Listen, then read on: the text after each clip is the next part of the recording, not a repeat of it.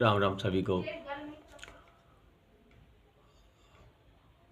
आज के टॉपिक में बात करेंगे कि तलाक होगा या नहीं होगा, और तलाक होगा तो कब तक होगा, और किन कारणों से तलाक हो रहा है। तो क्या ऐसे योग होते हैं कि तलाक आने होने की स्थितियां बन जाती हैं, या फिर तलाक आपका रुक भी जाता है। तो ऐसे योगों के लिए बात करेंगे आज कि क्या योग होते हैं। शनि, राहु, केतु और कुंडली के जो अशुभ भाव होते हैं, छठा, आठवां, बारहवां, ये तलाक को रिप्रेजेंट करते हैं। ऐसे ही सातवें भाव का स्वामी विवाह से संबंधित है। विवाह भाव पर अगर किसी तरीके का पाप प्रभाव ज़्यादा मात्रा में पड़ता है तो तलाक की स्थितियाँ बन जाती हैं।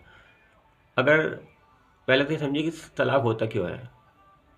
तो ग्रहों के अनुसार देखें, तलाक का कारण होता है सप्तम भाव का अधिक मात्रा में पीड़ित होना, सप्तम भाव संबंधित ग्रहों का पीड़ित होना।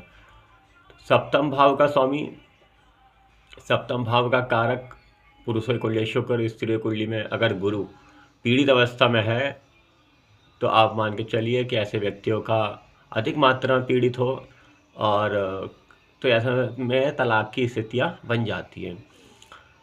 शनि, ये बहुत ज़्यादा अहम भूमिका तलाक कराने में निभाते हैं। अगर सेवन्थ हाउस के लॉर्ड पर, विवाह के कारक आदि ग्रह पर अगर शनि का दृष्टि प्रभाव है तो तलाक की स्थितियाँ यहाँ पर बनेंगी। यहाँ पर अगर अब इसके अतिरिक्त भी अगर सप्तम भाव का स्वामी कमजोर होकर बहुत ज़्यादा 2 से 3 पाप ग्रह चपेट में, मंगल, शनि, राहु, केतु आदि ग्रह की, तो भी यहाँ पर तलाक की स्थितियाँ बन जाती हैं। या आपका सप्तम भाव का स्वामी छठे या 12वें भाव से संबंध बना रहा है, और इन भावों से संबंध बना के अधिक मात्रा में पाप ग्रह से पीड़ित हो रहा है, तो निश्चित यहाँ तलाक होगा। इसको कोई नहीं रोक सकता। प्रयास करने पर भी तलाक रुकना संभव हो जाता है। तो कुछ ऐसी स्थितियाँ होती है जो तलाक करवाती हैं। अब इस तरह की स्थितियाँ होने पर भी तलाक रुक जाते हैं, उसके क्या योग होते हैं उसको बताएंगे। तलाक रोकने के लिए ज़रूरी है कि आपके सप्तम भाव को अच्छे ग्रहों का सपोर्ट होना चाहिए।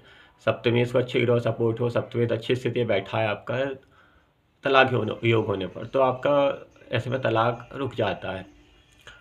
जैसे कि 7वें घर में तलाक संबंधित योग बनना है, जैसे कि भी मैंने बताया।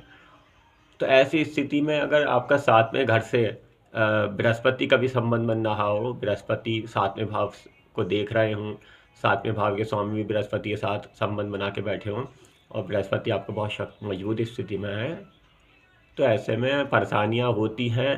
काफ़ी समस्याओं के कारण रिश्ता बिगड़ सकता भी होगा, लेकिन तलाक नहीं हो पाता। बृहस्पति का शुभ प्रभाव 7वें भाव पर, 7वें भाव के स्वामी पर पड़ रहा है, तो तलाक की स्थितियाँ बनते हुए भी तलाक नहीं होते, तलाक रुकते हैं। तो जिनके भी 7वें घर से बृहस्पति का संबंध है, 7वें भाव से, 7वें भाव के स्वामी से, तो ऐसे लोगों को थोड़ा समझदारी से चलना चाहिए विवाह में, तो यहाँ पर अच्छा विवाह चल जाता है और परेशानियों का धीरे धीरे समापन होने लगता है और तलाक की स्थितियाँ नहीं बन पाती। लेकिन मैं यहाँ एक बात बता दूँ, सप्तम भाव पर और 7वें भाव के स्वामी दोनों पर ही बृहस्पति का दृष्टि या संबंध होना जरूरी है।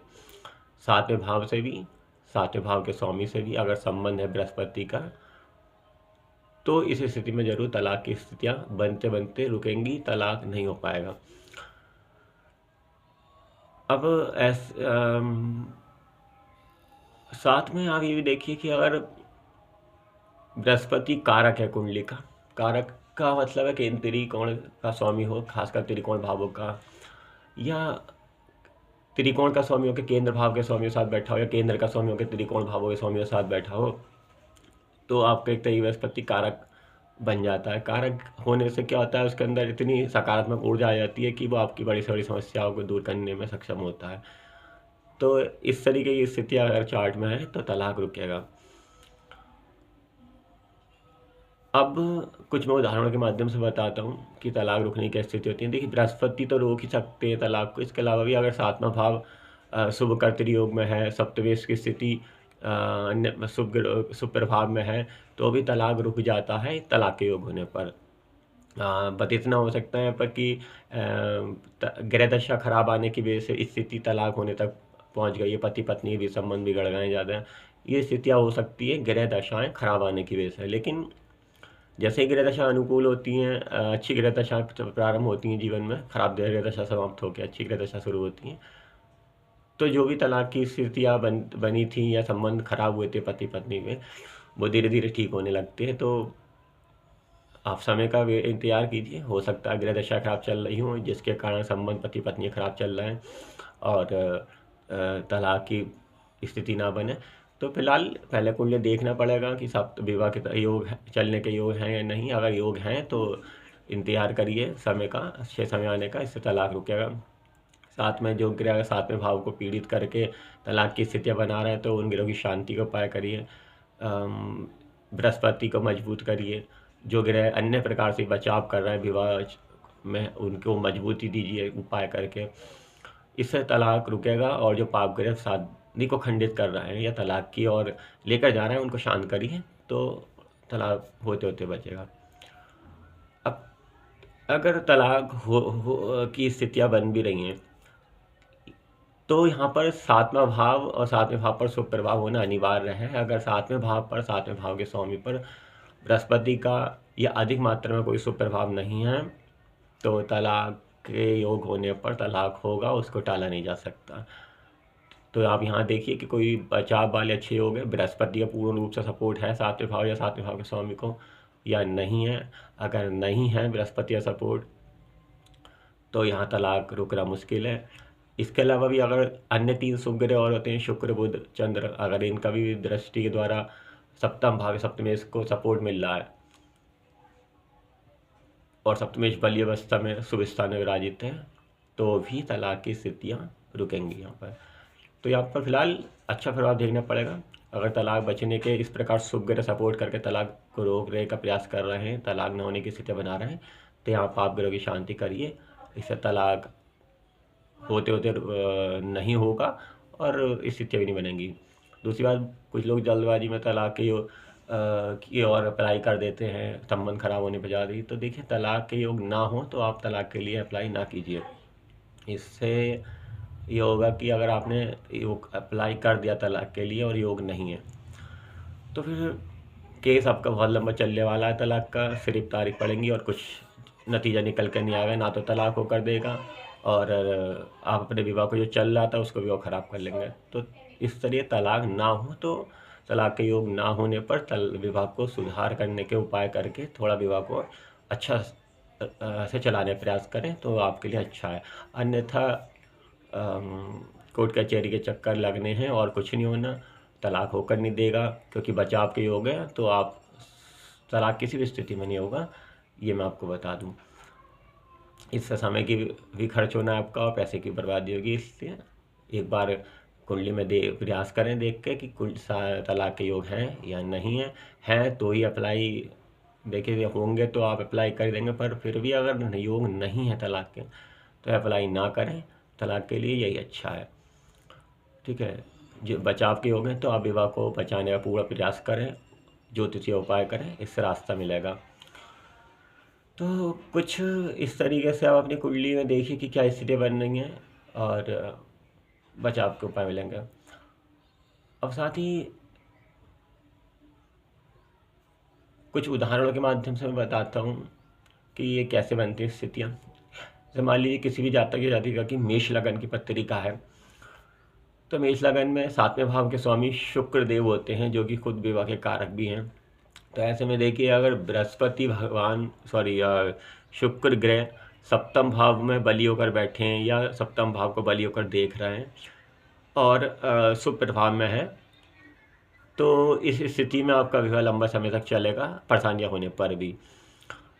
इसी तरीके से अगर शुक्र अगर पाप ग्रह की चपेट में आकर तलाक की ओर इशारा कर रहा है लेकिन बृहस्पति का सपोर्ट आपके सातवें भाव को और शुक्र ग्रह को है कुंडली के अंदर तो भी आपका यहाँ तलाक रुकेगा, तलाक की स्थितियाँ नहीं बनेंगी। हाँ, समस्या रह सकती है, जैसे उदाहरण के लिए मान लीजिए मेष लगन में शुक्र आपके नवम भाव के स्वामी बृहस्पति के साथ विराजित हैं और यहीं बृहस्पति और शुक्र दोनों पर शनि की दृष्टि पड़ रही है।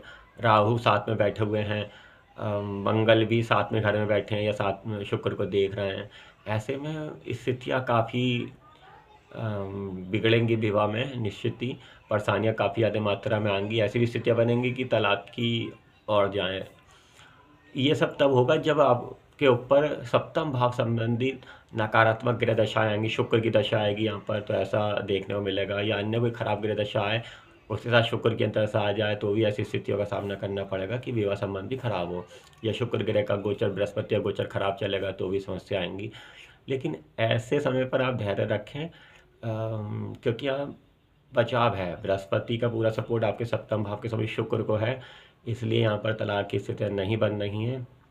यहाँ आप थोड़ा समय अनुकूल होने का इंतज़ार करिए।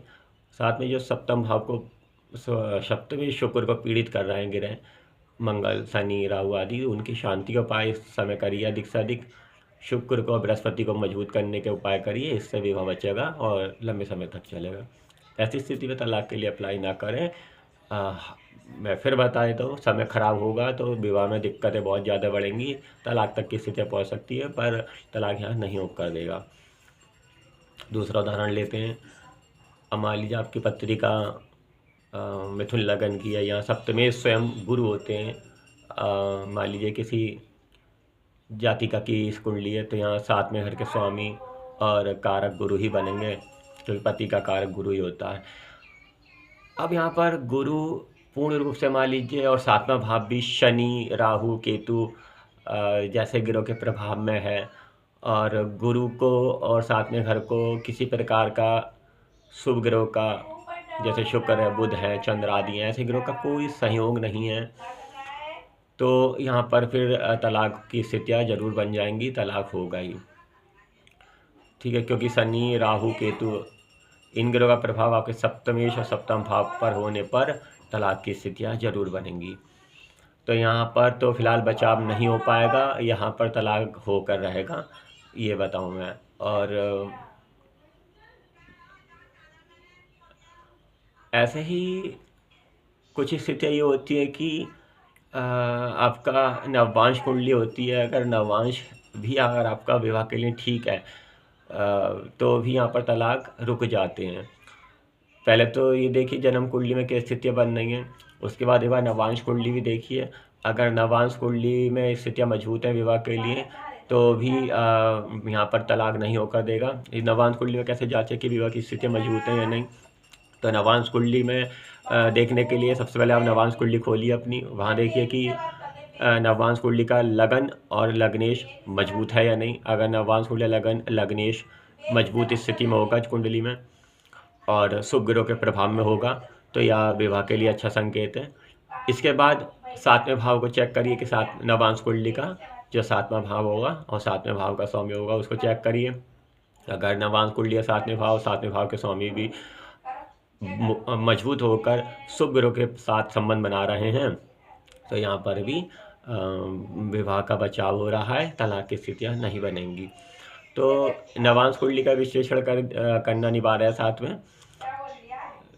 तो इस तरीके से अगर तलाक के योग नहीं हैं तो तलाक के लिए अप्लाई ना करिए।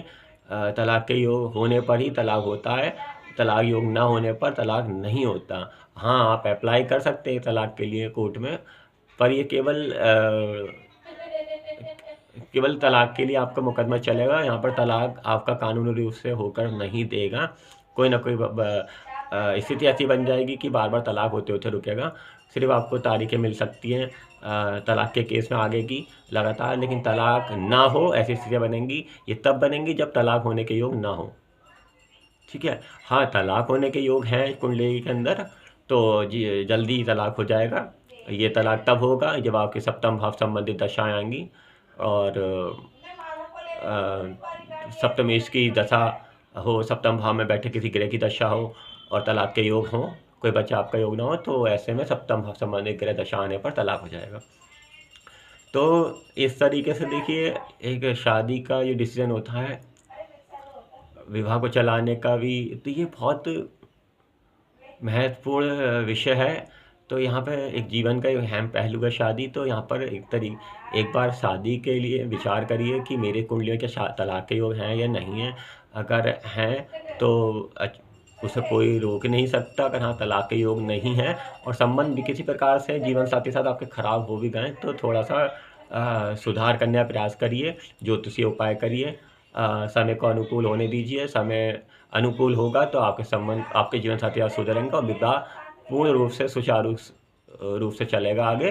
तो इसलिए थोड़ा इंतजार करिए, जल्दबाजी में कोई गलत निर्णय विवाह को खंडित करने के लिए ना करिए, ये अच्छा रहेगा। बाकी ज्योतिषीय उपाय करके लाभ लिया जा सकता है विवाह के संबंध में। तो फिलहाल आज के लिए ये तलाक होगा या नहीं होगा इस संबंध में वीडियो आशा करता हूँ अच्छा लगेगा आपको। आगे आने वाली वीडियो में विवाह से संबंधित ही बात करेंगे कि विवाह होगा या नहीं होगा, विवाह विलम्ब से होगा या कब होगा। विवाह संबंधित अन्य सारे विषयों पर बात करेंगे कि विवाह कब होगा, लेट विवाह किनका होता है, और आपका प्रेम विवाह होगा या अरेंज मैरिज होगी, वगैरह वगैरह। विवाह से संबंधित कई चीज़ें होती हैं। तो आपका इस सारे विवाह संबंधी पहलुओं पे आने वाली वीडियो में बात करेंगे। तो आज के लिए इतना ही। जय श्री राम।